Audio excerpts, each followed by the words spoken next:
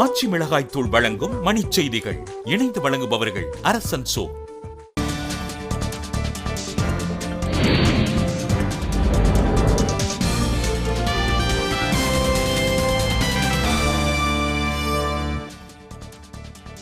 நடுவண் அமைச்சர் பிரகாஷ் ஜவடேகர் மரியாதை நிமித்தமாக விஜயகாந்தை சந்தித்ததாக தேமுதிக தலைமை விளக்கம். பதான்கோட் தீவிரவாத தாக்குதலில் தொடர்புடைய 3 தீவிரவாதிகளை கைது செய்தது பாகிஸ்தான் காவல்துறை.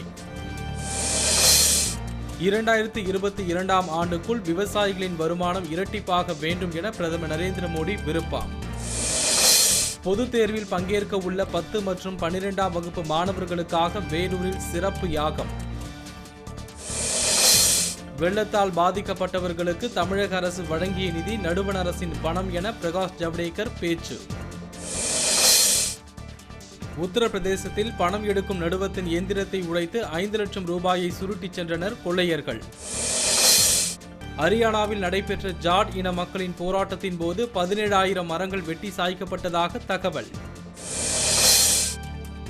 அமெரிக்கர்களின் வேலையை இந்தியர்கள் பறித்து சென்று விடுவதாக அதிபர் வேட்பாளர் டொனால்ட் ட்ரம்ப் குற்றச்சாட்டு. டெல்லி ஜவஹர்லால் நேரு பல்கலைக்கழகத்துக்கு நேதாஜியின் பெயரை வைக்க வேண்டும் என சுப்பிரமணியன் சாமி கோரிக்கை. அமெரிக்காவில் நடைபெற்ற பன்னாட்டு பனிச்சறுக்கு போட்டியில் வாகையர் பட்டம் வென்றார் அந்நாட்டு வீரர் கேமரூன் நாஸ். ஆச்சி மிளகாய் தூள் வழங்கிய மணிச் செய்திகள். இணைந்து வழங்கியவர்கள் அரசன் சோ.